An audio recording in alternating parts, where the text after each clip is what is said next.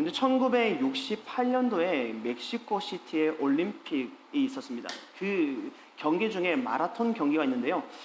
이름하여 탄자니아 선수 존 스티븐 아크와리라는 사람이 그 마라톤에서 1등을 하지 못했음에도 불구하고 1등 한 사람만큼이나 유명해지는 계기가 됩니다. 어떤 이유였냐면 그 사람의 경기 도중에 넘어지는 바람에 심하게 다치고 피까지 흘렸다라고 해요. 근데 만약에 마라톤 선수가 대부분 이러한 시간들을 경험하게 된다면 여러분들이라면 어떻게 하시겠어요? 아마도 경기 도중에 포기를 하지 않을까라는 생각이 드는 거예요.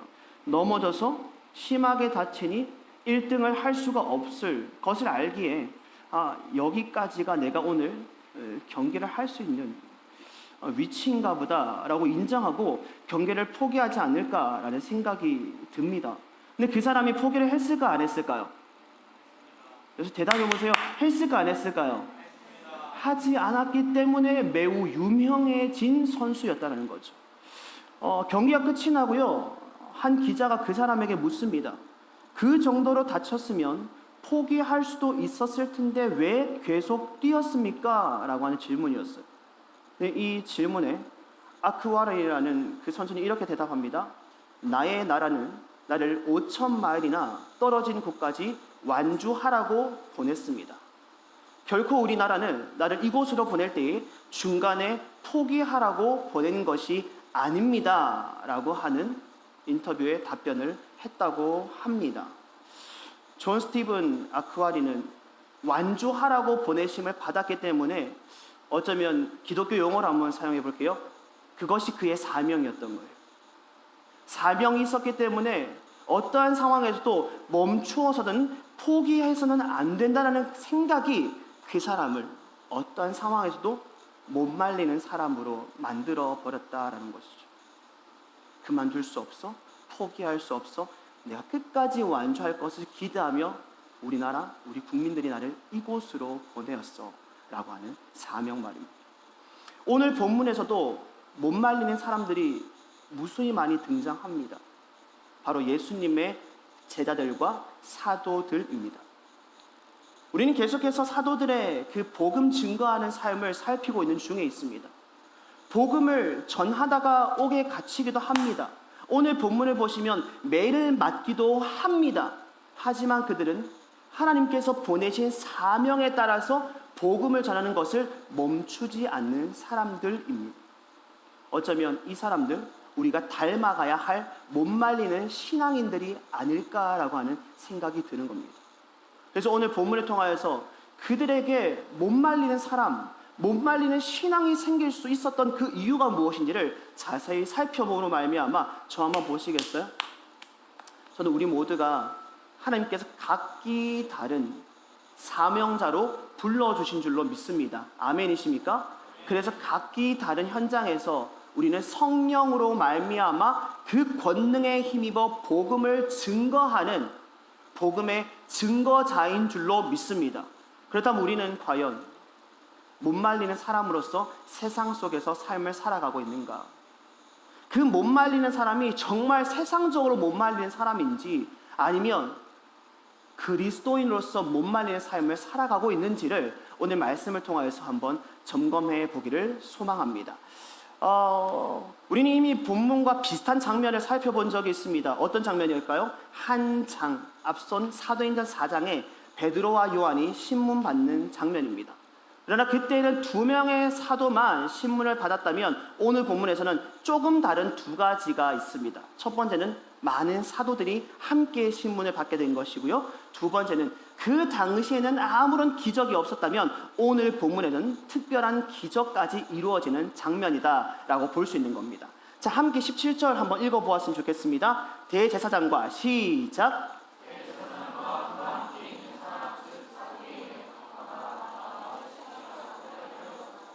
사도들이 계속 복음을 전합니다. 이에 특별히 대제사장과 사두개인들, 즉 산에 들인 공회원들이 지금 무엇을 느끼고 있다라고 지금 17절에서 말하고 있습니까? 시기가 가득하여입니다. 결국은 사도들뿐만 아니라 복음을 전하는 사람들이 많은 사람들로부터 박해를 받는 이유는 단 한 가지입니다. 무엇일까요? 시기입니다. 시기하는 마음에서 비롯된 박해와 고난들이 복음을 증거하는, 전하는 사람들에게 허락되어지더라라는 겁니다.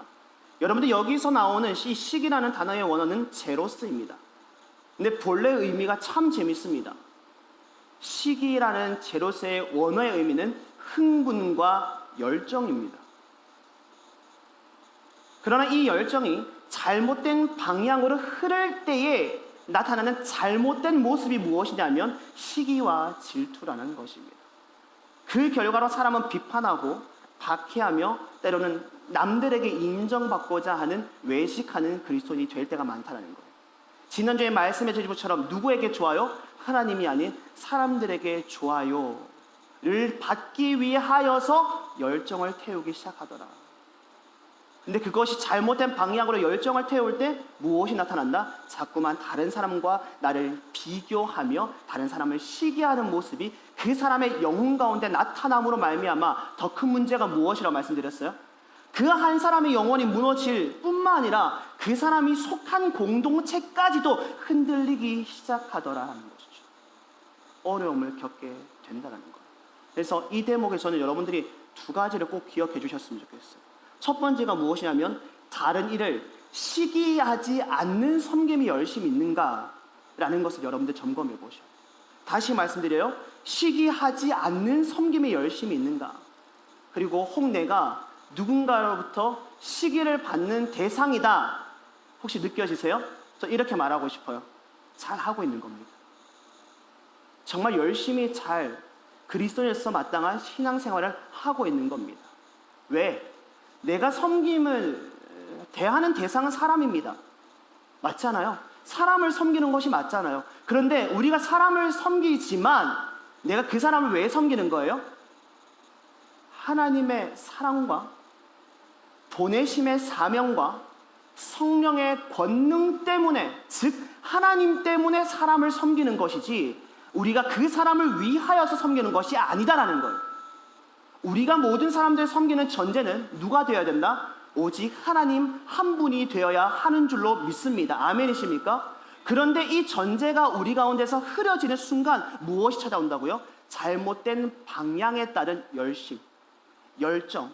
그 열정이 때로는 주님을 향하여서 축복받아 마땅한 나의 사명의 그 축복의 이유가 되어야 되는 것인데 이것이 어떤 것이 된다? 다른 사람과의 시기와 질투, 박해와 고난의 이유가 될 뿐만 아니라 우리 공동체를 흔들게 하는 이유가 될 때가 너무 많다는 것이죠. 이거예요. 그래서 우리는 이걸 점검해 봐야 돼요. 내가 무엇 때문에 낙심하고 있는가? 누구를 위하여서 우리가 섬기고 있는가?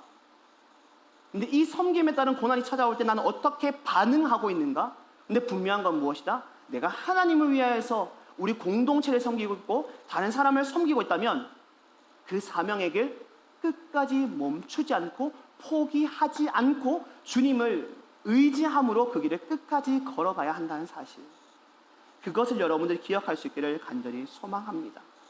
그때 사내들인 공회원들이 마음의 시기가 가득했어요. 그들은 하나님을 향해서 하나님 위해 열심을 다했던 사람인데 지금은 그 열심과 열정의 방향이 잘못됨으로 인하여서 시기와 질투가 가득한 사람들. 그래서 결국은 사도들을 옥에 가둡니다.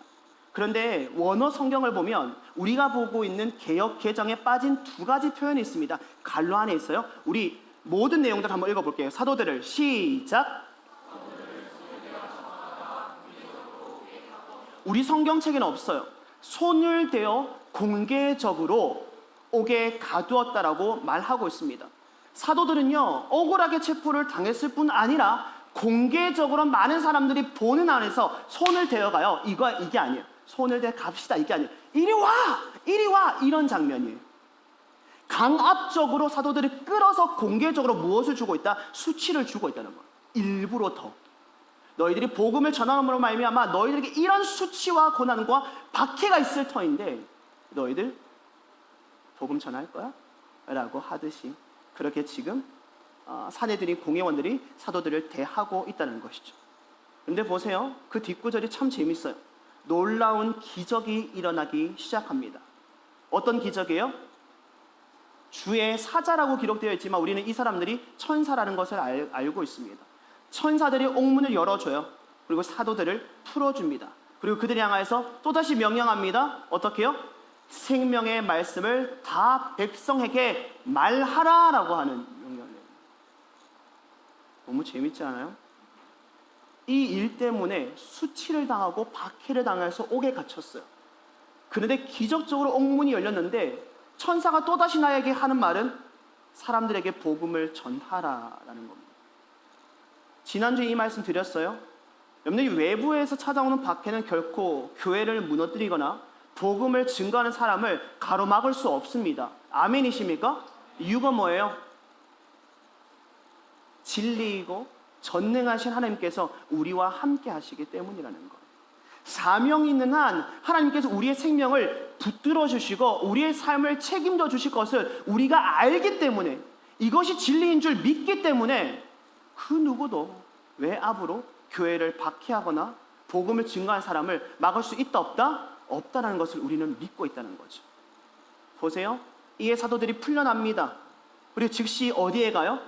또다시 공개적인 장소인 성전에 갑니다. 그리고 천사의 명령대로 무엇을 해요? 복음을 전하기 시작합니다.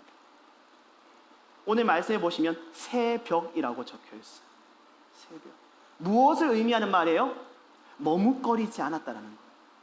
나에게 찾아온 박해 때문에 내가 지금의 고난을 경험하고 있지만 이 문이 열려 명령한 거에 따라서 우리는 결코 머뭇거리지 않고 그 즉시 천사의 명령에 따라서 또다시 반응하고 있는 사도들의 모습을 우리는 확인해 볼 수 있는 것이죠.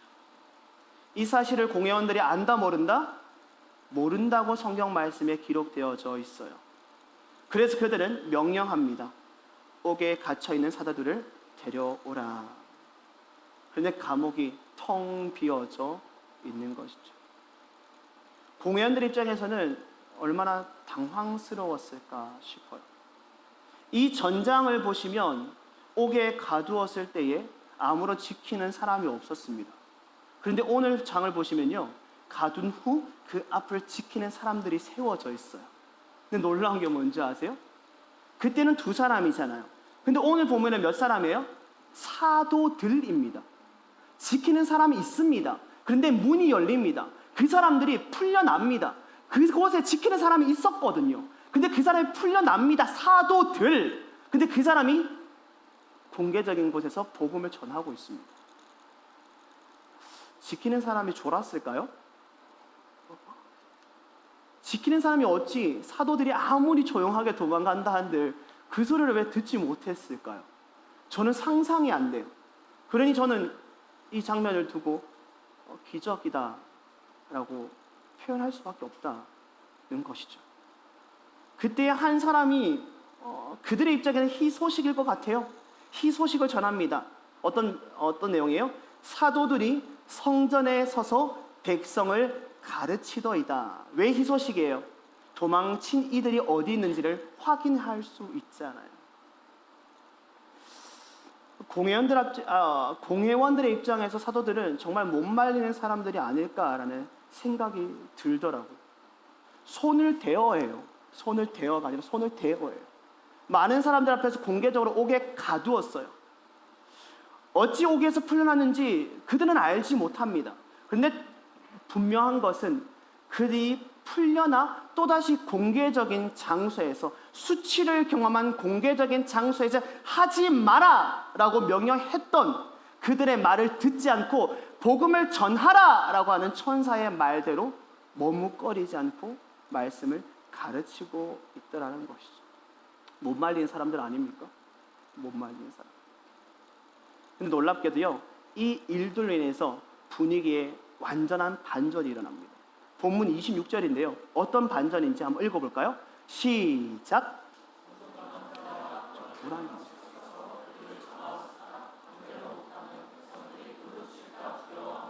자, 혹시 성경책 들고 계시면 한번 하이라이트 해주세요.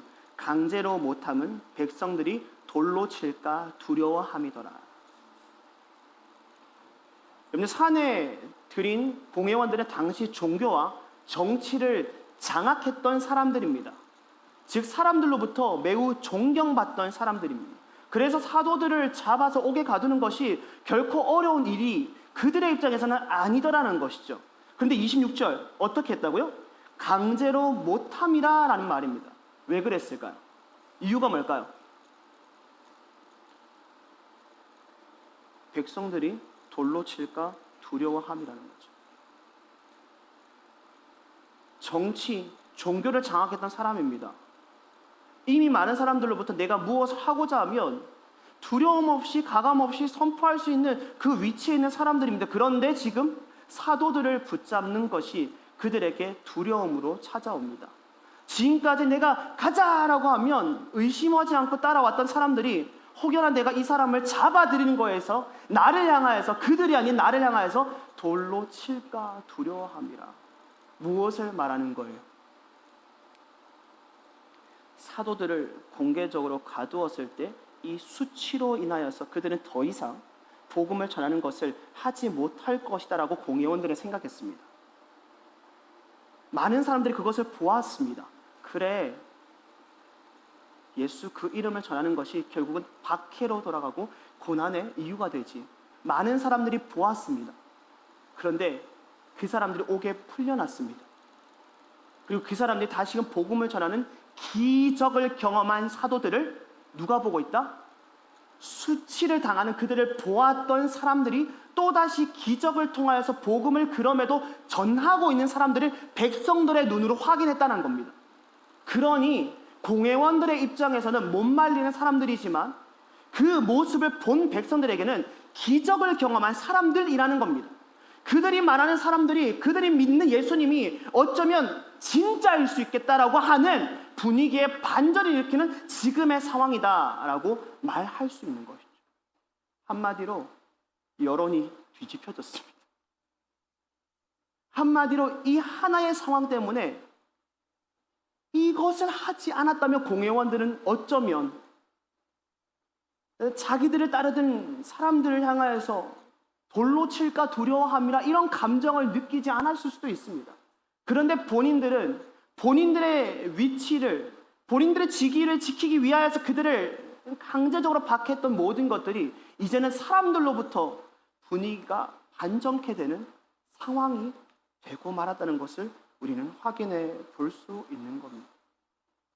여러분들 구약에 보시면 요셉, 너무 잘 아는 인물입니다. 근데 요셉의 삶을 보면 매 순간이 반전과 역전입니다. 왜 제가 이 말을 하는지 어느 정도 아시겠죠? 반전과 역전입니다. 어려움이 있을 때 다시 하나님께서 축복으로 살려주시고요, 축복 속에서 삶을 살아가다가 또 다시 반전으로 엎어지는 경우가 요셉의 인생에 너무 많이 빈번하게 발생합니다. 특별히 그 절정이 어떤 장면이냐면 창세기 50장 20절의 말씀입니다. 우리 다 같이 한번 읽어볼까요? 시작. 당신들은 나를 해하려 했으나, 여기서 당신들이 누굽니까? 형제들입니다. 그런데 그 상황을 지금 하나님은 무엇으로 바꾸셨다? 악을 선으로 바꾸셨다라고 말합니다. 요셉 형들의 시기입니다. 시기 때문에 애굽 나라의 노예로 팔려갑니다. 억울한 누명 때문에 옥에 갇히기도 합니다. 그런데 하나님께서는 역전시킵니다. 옥에서 풀려나 애굽의 총리로 세우십니다. 요셉의 인생은 완전히 바뀌었고 결국 형들과 가족을 구하는 도구로 하나님께서 사용해 주시더라는 겁니다. 팔려갈 때, 옥에 갇혔을 때 본인이 애굽의 총리가 될 것을 기대는 할 수 있었을까요? 애굽의 총리가 된다 할지라도 본인이 이스라엘 백성들, 하나님과 그의 가족들을, 하나님의 가족들을 구하는 도구로 쓰임 받을 것이다 라고 하는 것을 예상할 수 있었을까요? 그렇지 못했을 겁니다. 근데 하나님은 그의 인생을 역전시키시고 매 순간마다 반전을 경험케 하시며, 그들은 너를 해하려 하였지만 나는 그의 해하려 하고 하는 그 상황을 통하여서 너에게 선을 허락해 주셨다라고 우리에게 말씀해 주고 있는 겁니다. 이 장면을 보면서 이런 생각이 드는 거예요. 참 그리스도인의 삶을 살아가는 게 쉽지 않다. 세상에서는 당연하거니와 어쩌면 교회에서도 참 그리스도의 삶을 살아가는 것이 쉽지 않다라는 생각이 들었습니다. 모르죠. 이유 모를 억울함이 있을 때도 많고요. 말로 표현하지 않지만 박해받는 기분이 저만 드나요? 들 때도 있더라고요.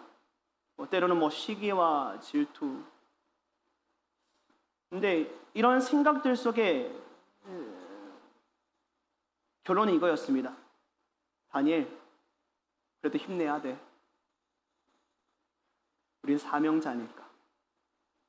성령님께서 언제나 너와 함께 하시고 성령님이 너가 이해할 수 없을 그 상황에도 가장 선한 길로 인도하고 계시며 너가 지금 이 깜깜하고 암울한 상황이 끝이 날 것을 알지 못하기에 마음이 무너져 내려가지만 우리 하나님은 분명히 그 상황을 역전시키실 거야. 그 결론이 저에게도 찾아오더라고요. 혹시 지금의 상황이 녹록치 않아서 너무 힘든 시간들을 보내고 계시지는 않습니까? 근데 여러분, 하나님은 살아계십니다. 아멘이십니까? 그리고 하나님이 여러분들을 생명과 삶을 책임져 주십니다. 지금 상황 언젠가는 끝이 납니다. 그런데 어떻게 끝이 날지는 저도 모르고요. 당사자도 모릅니다. 그러나 분명한 것은 가장 선한 길로 여러분의 삶을 인도하심을 믿는 믿음이 있기를 간절히 소망합니다. 몰라요. 미얀마 쉽사리 뭐라 표현할 수는 없지만 또 다른 하나님의 선함이 그곳에 분명히 허락될 줄로 저는 믿습니다. 아멘이십니까? 우리는 그래서 소망을 품고 삶을 살아가야 되는 하나님의 사람들입니다. 그리고 보세요. 산에 들인 공의원들의 사도들을 다시 끌고 옵니다. 그리고 신문하기 시작하죠. 어떻게요? 이 이름으로 사람을 가르치지 말라고 엄히 금하였는데 너희는 왜 우리의 말을 듣지 않느냐? 라고 하는 신문을 합니다. 여기서 참 재밌는 말이 있어요. 이 이름과 이 사람이라고 그들은 표현을 합니다. 여기서 이 이름과 이 사람 누구예요? 예수님입니다. 그들이 예수님을 모를까요? 아니요, 알고 있죠. 그런데 예수님이라는 이 단어의 이름을 부르기 싫다는 겁니다. 이 사람, 이 이름 왜 말하지 말라고 했는데 예수님이라고 말하면 되는데 왜 이 이름, 이 사람을 자꾸만 많은 이들에게 가르치고 전하고 있느냐. 우리도 이럴 때가 많지 않나요? 이름을 모르면 그 사람이라고 말할 수 있지만 이름을 알고 있음에도 불구하고 이 사람, 저 사람, 그 사람, 그래, 그 친구라고 말할 때가 있죠. 어떨 때요? 관계적으로 불편할 때. 그냥 그런 거 있잖아요. 참 좋았던 사람이고 좋은 관계에 있었던 사람인데 어떤 이유인지는 몰라요. 그 틀어짐의 하나의 그 상황 때문에 이름조차 내 입에 달기 싫은 그 사람, 관계적으로. 그래서 왜 그런 거 있잖아요. 분명히 앞에 지나가는데 이렇게 지나가요. 분명히 앞에 지나가서 인사하면 되는데 마치 못 본 것처럼 이렇게 지나가요. 그래서 혼자 그런 생각하죠. 우리 공동체 그런 사람 없겠죠? 우리 옆 사람에게 사랑합니다 인사하겠습니다. 시작. 그냥 혼자 바라는 거예요. 우리 관계 속에서 이 사람, 저 사람, 이 이름, 저 이름, 그런 관계는 없었으면 좋겠다. 왜? 하나님이 그걸 원치 않으십니다. 우리 모두가 하나님의 친구요, 자녀 삼아 주셨는데 우리가 치열하게 다투어 싸워야 할 곳은 세상이지, 세상 사람들이지, 믿음 없는 사람들이지, 아직 구원받지 못한 구원받아야 할 사람들이지. 우리가 이미 구원받은 우리들끼리 무엇 때문에 이 사람 저 사람 그 사람이라고 부르며 그들을 외면해야 되겠냐고요. 한 마음 한 뜻 한 몸 공동체가 우리 공동체가 될 수 있기를 간절히 원합니다. 이에 베드로가 담대히 외칩니다. 29절 보시겠어요? 사람보다 하나님께 순종한 것이 마땅하니라 라고 말을 합니다. 지금 베드로가 무엇에 순종한다고 말해요? 하나님께 순종하는 것입니다. 근데 하나님께 어떠한 모양으로 순종하는 겁니까? 여러분들 이거 암송하기를 원해요? 사도행전 1장 8절이에요. 제발 암송하기를 원해요. 사도행전 1장 8절. 구절 없습니다. 자막 없습니다. 암송하기를 바라기 때문에. 자, 한번 해볼까? 오직 성령이 시작.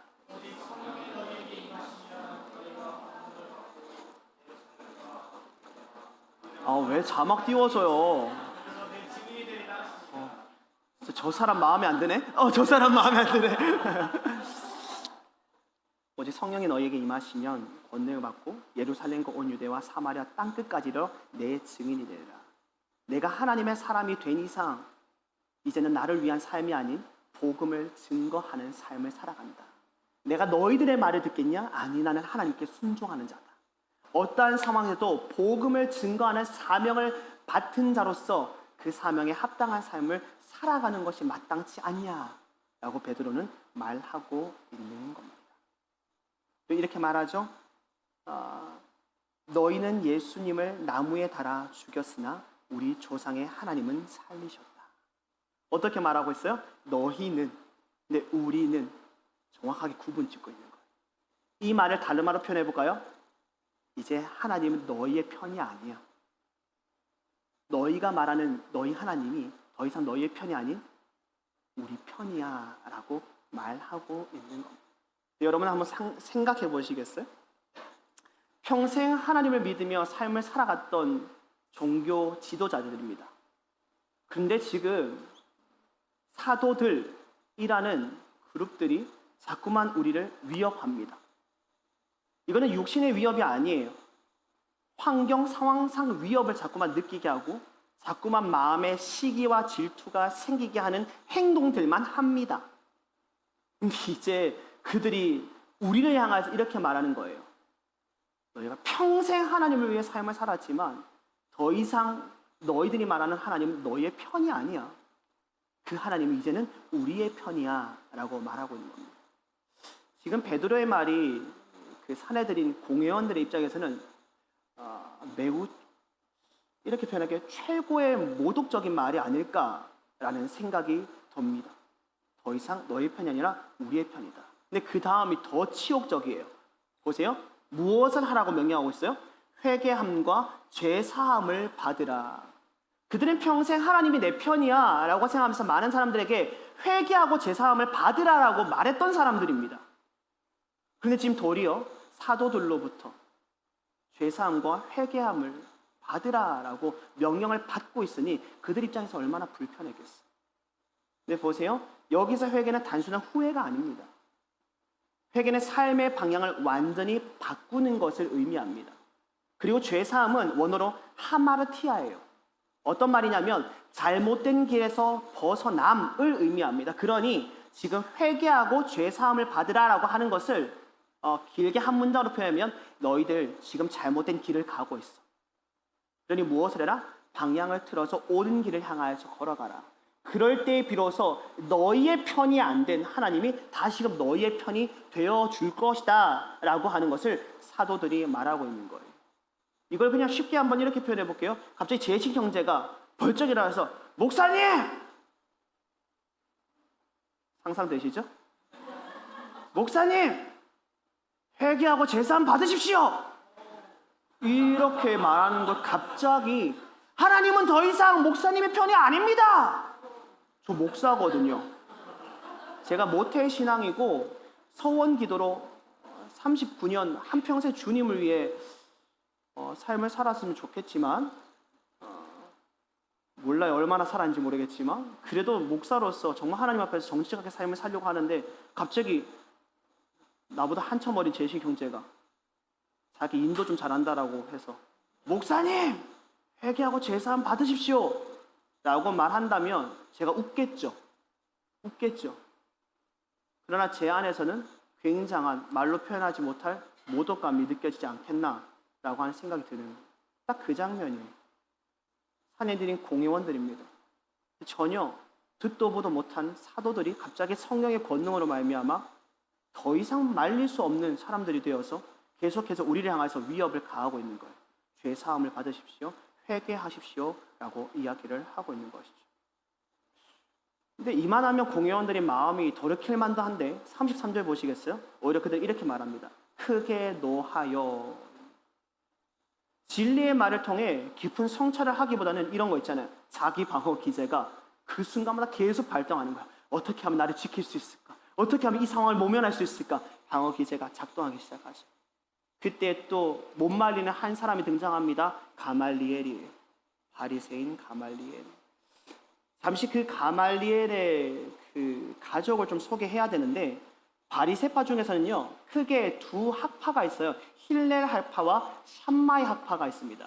그런데 그중 힐렐 학파는 힐렐이라는 사람이 사실은 설립한 학파거든요. 그런데 이 힐렐 학파의 힐렐의 손자가 누구냐면 가말리엘입니다.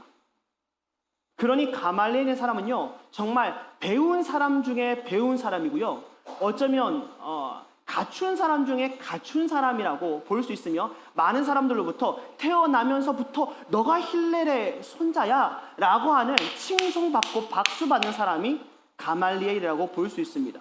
근데 그 사람이 지금 공회원들이에요.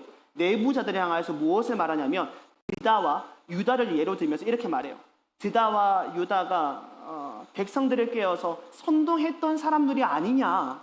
그런데 그들이 죽음을 맞이하게 되고 그들이 그 상황에서 몰려지게 되었을 때에 많은 사람들이 흩어지는 것을 너희들도 경험해 본 적이 있지 않냐?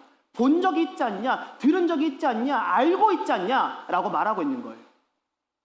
그러면서 지금 가말리엘이 공회원들을 향하여서 무엇이라고 말하냐면, 그러니 사도들 어떻게 알아? 냅둬라. 냅둬라. 이 말이 지금 어떤 뉘앙스에 나온 말인지 아시겠어요? 야, 우리 사도들 더 이상 괴롭히지 말자. 근데 사도들 그냥 그들이 하고 싶은 대로 할 수 있도록 우리 허락하자. 이 상황이 아니에요. 알지 않냐? 드다와 유다 알지 않냐? 엉뚱한 짓 하다가 결국 죽음 맞이했을 때 먼지처럼 사라졌던 그 무리들 너희 알고 있지 않냐? 그러니 사도들 냅둬라. 왜 그렇게 너희들이 잡으려고 하고 그 이름으로 전하는 것을 막으려고 하냐? 냅둬라. 무엇이 깔려있는 거예요? 예수님 이미 죽었다. 예수님 이미 죽었다. 죽은 것을 살았다라고 말하는 사람들이다. 그런데 우리는 알고 있다. 누가 죽었다? 그들이 믿고 따르던 예수님이 죽었다. 냅둬라. 어차피 시간이 지나면 먼지처럼 사라질 것이다. 흩어질 것이다. 그런데 왜 이렇게 쓸데없이 그들을 잡으려 하고 그들이 복음 증거하는 것을 막으려고 하냐? 우리 더 이상 여기 우리 신경 쓰지 말자. 냅두자. 라고 말하고 있는 거죠. 여러분들 도전합니다. 하나님 부활하셨습니다. 아멘이십니까? 만약에 우리 예수님의 부활하심이 사두개인이 아니라 가말리엘의 입장에서 이야기를 한다면 우리는 이곳에 없어야죠. 벌써 흩어졌어야죠. 교회는 세우지 말아줘야죠. 교회가 왜 건전하게 자꾸만 점점 더 세워집니까? 왜 하나님 믿는 사람들이 점점 더 몰리기 시작합니까? 이유는 하나입니다. 우리 예수님은 분명히 부활하셨습니다. 다만 다시 온 그날이 우리에게 임하지 않았을 뿐, 우리는 다시 오실 그분을 기다리는 삶을 살아가는 게 우리의 신앙이다 라고 하는 것이죠. 참 재밌죠?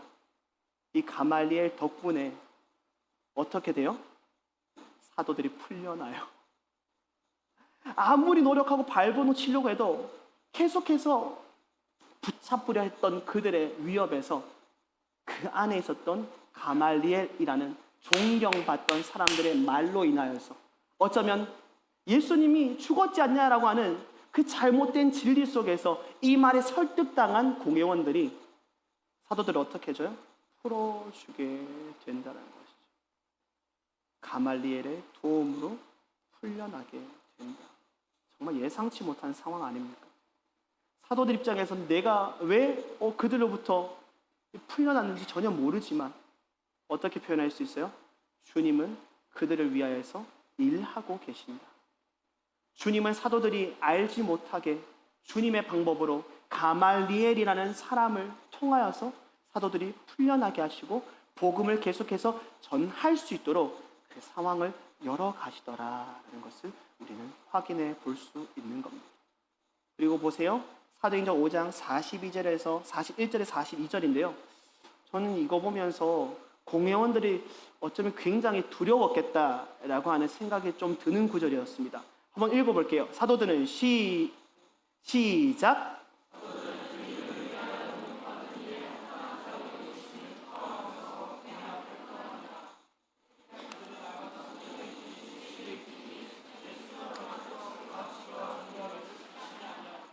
1절 한번 띄워주시겠어요? 공회원들 입장에서는 미친 사람 아닙니까? 잡아서 수치를 주고 옥에 가두었고 전하지 마. 를 넘어서 냅둬라. 흩어질 것이다. 근데 이들이 무엇하고 있어요? 기뻐하고 있어요. 와! 우리 풀려났다! 이 기쁨이 아니에요. 복음을 계속해서 전할 수 있구나 라고 하는 이 기뻐함을 공회원들이 보고 있는 거고, 이 기쁨을 복음을 전하는 사람들이 누리고 있다는 것이죠.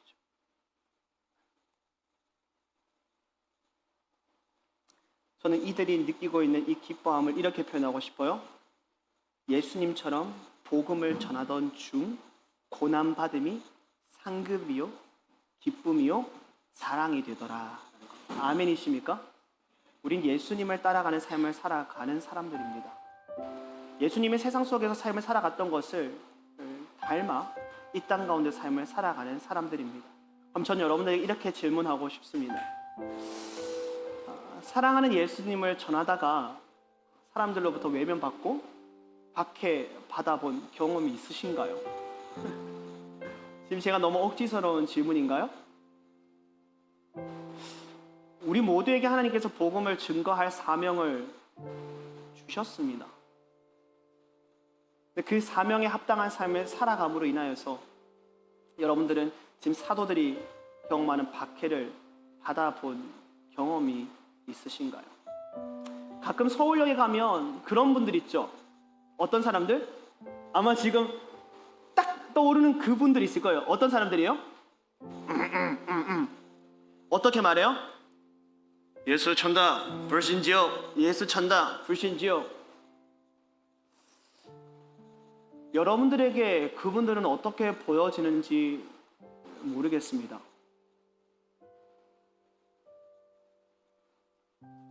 그냥 그분들이 예수님을 세상 가운데 선포하는 그 모습만 보면 염려가 됩니다. 꼭 저 방법밖에 없을까? 조금 더 지혜로운 방법은 없을까라고 하는 염려가 됩니다. 그리고 저 모습 때문에 혹시나 우리 모두가 함께 싸잡아서 좋지 못한 부정적인 인식을 갖게 하는 것은 아닐까 하는 염려가 됩니다. 오늘 말씀을 준비하고 문득 그분들을 생각했을 때 오히려 나 자신이 되게 부끄럽다는 것을 생각하게 되었습니다. 그분들은 예수 천당, 불신 지옥이란 것을 외칩니다. 근데 그분들이 참 놀라운 게 뭔지 아세요? 언제나 그 자리에서 그걸 외치고 있습니다. 언제나 있던 그곳에서 예수 천당, 불신 지옥을 외치고 있습니다. 겨울엔 춥고 여름에는 덥고 때로는 억울하고 비난받고 박해받고 고난받는 그 상황 속에서도 그들은 언제나 그곳에서 예수 천당, 불신 지옥을 외치고 있습니다. 멈추지 않더라라는 겁니다. 그 방법이 우리가 보기에는 참 아쉽게 느껴지지만 그럼에도 불구하고 그들은 복음을 증거한 일을 결코 멈추지 않더라는 것이죠. 근데 우리는 어떻습니까? 그 사람들을 보면서 염려하고 그 사람들을 보면서 그게 전부일까? 라고 하는 좋지 못한 시선과 생각을 하는 우리들은 어떻습니까? 전 여러분들에게 여러분의 삶의 터전에서 예수 천당 불신 지옥을 가감없이 외치십시오라고 하는 게 아닙니다. 진짜 복음의 증거자로서의 삶을 살아내고 있느냐라는 것을 질문하고 싶은 거고, 여러분들 입술에서 나오는 것들이 복음을 증거함에 따른 고난이 찾아올 때에 그럼에도 기쁨과 감사라는 것을 고백하고 있는 삶을 살아가고 있는지를 묻고 싶은 겁니다. 지금 여러분은 한 사람의 삶을 살아가며 찾아온 어려움 때문에 좋은 환경에서 우리가 뭐 지진이 일어날 걸 두려워합니까? 집이 무너질 것이 두려워서 밤에 집을 못 들어가는 사람들은 아니지 않습니까? 옛날 우리 신앙의 선배들처럼 오늘 하루 내일 하루 살아갈 것이 염려돼서 끙끙 내가 무엇을 먹을까 무엇을 마실까 염려하는 세대는 아니지 않습니까? 좋은 환경 속에서 우리는 무엇을 삶의 이유를 무엇을 사명으로 가지고 삶을 살아가고 있느냐라는 것을 여러분들에게 질문 드리고 싶은 겁니다. 제 말씀을 마무리할게요.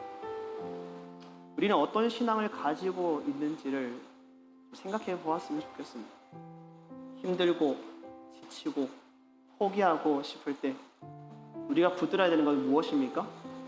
예수 그리스도 이름 하나인 줄로 믿습니다. 어떤 이들은 이렇게 말해요. 내가 차마 죄인이라서 그분의 이름을 내 입술에 담기가 부끄럽다. 저도 인정합니다. 저도 그런 죄인 중에 한 사람이기 때문입니다. 그런데 우리는 복음을 세상 가운데 증거하는 사명을 맡은 자이기도 합니다. 여러분들의 겸손을 넘어서 복음을 전하는 자가 되어야 한다라는 겁니다. 존 스티븐 아크와리 이름 되게 특이하죠. 자, 우리 세 번 아크와리 시작. 아크와리 아크와리 아크와리. 부상을 입고도 결승전까지 달려갑니다. 한낱 자기를 그곳으로 보낸 나라를 위하여서 사람을 위해서도 결승전까지 포기하지 않고 달려가는 사람입니다. 우리는 영원한 생명을 선물로 받은 자입니다. 우리는 사명자입니다. 우리는 사람들의 기대와 나라의 기대를 받는 사람도 아닙니다. 우리는 하나님으로부터 쓰임받는 도구이자 하나님의 사람입니다. 그렇다면 우리에게 처해진 넘어지고 피가 나고 다치고 박해받고 고난받고 어려움 경험하는 것, 우리 하나님께서는 무엇을 원하실까요? 그럴 때마다 주저앉기를 원하실까요? 저는 아닐 거라고 생각합니다. 그럼에도 불구하고 사명의 길 멈추지 않고 걸어갈 것을 우리 하나님께서는 우리를 향하여서 기대하고 소원하고 소망하고 있을 것이다 라고 저는 생각합니다. 오늘 본문을 통하여서 못 말리는 사람들, 여러 사람들을 보았습니다. 복음을 증거하며 어떤 고난에도 못 말리는 사람들, 이 방법 저 방법 다 써보았지만 천사의 명령에 즉각적으로 반응하는 못 말리는 사람들. 또 다른 못 말리는 사람을 보았습니다. 내부자였습니다. 존경받는 자였습니다. 그의 어리석음이 모든 상황을 반전케 하는 하나님의 일하심을 보는 못 말리는 사람을 보게 됩니다. 또 못 말리는 사람을 봅니다. 가진 고난에도 기뻐하고 주님을 찬송하고 복음을 전하는 일을 멈추지 않는 사도들을 봅니다. 여러분들에게 바라는 겁니다. 세상 속에서 세상 이들이 말하는 못 말리는 사람들 되지 마시고요. 세상 사람들에게 인정받는 사람이 되고 하나님으로부터 인정받는 사람이 되어서, 때로는 이런 거 있잖아요. 툭 쳤을 때 그의 입에서 나오는 것은 불평과 염려가 아닌 툭 쳤을 때 그럼에도 우리 감사하죠. 그럼에도 우리 하나님께서 일하실 거예요. 예수의 이야기들이 여러분들 입술을 통하여서 매 순간마다 울려 퍼지는 못 말리는 사람이 되었으면 좋겠고요. 금요일, 주일, 우리 다음 주가 되면 고난 주간이 있습니다. 좀 부탁드려도 될까요? 제가 여러분들 지금 얼굴이 안 보여요. 어두워서. 그런데 부탁 하나 드릴게요. 특별한 한 주간이 되었으면 좋겠습니다. 고난 주간입니다. 교회에서 우리 성도들과 함께 고난 주간을 기념하며 예배하기를 원하는 우리 기쁨의 교회에 하나님께서 우리에게 특별한 은혜를 주시기 위하여서 허락하신 한 주간입니다. 근데 이 주간이 다른 엉뚱한 이가 은혜 받는 것도 괜찮죠. 그런데 우리를 위하여서 계획된 한 주간인데 우리가 그것을 누리지 못하고 넘일처럼, 넘의 교회 일처럼 생각한다면 우리는 어쩌면 하나님께서 허락하신 예비하신 은혜를 받아 누리지 못하는 못 말린 사람이 되지 않을까 하는 염려가 있습니다. 한마디로 말해서 다 참석하자는 겁니다. 다 참석해서 온라인으로든 오프라인으로든 우리 교회에 우리에게 주실 그 은혜를 위하여서 계획하신 그 계획 한 바에 따른 은혜를 우리가 누렸으면 좋겠다는 겁니다. 아멘이십니까? 아멘이세요? 못 말리는 사람이 될 겁니다. 너 왜 그렇게 급하게 가냐? 어디 가냐? 예배 드리러 갑니다. 어디 가요? 움직이면서 이동하면서 영상으로 예배 드리는 거 무엇 보세요? 그 뭐예요? 예배입니다. 못 말리는 사람입니다. 근데 그걸 주님께서는 우리에게 원하고 계십니다.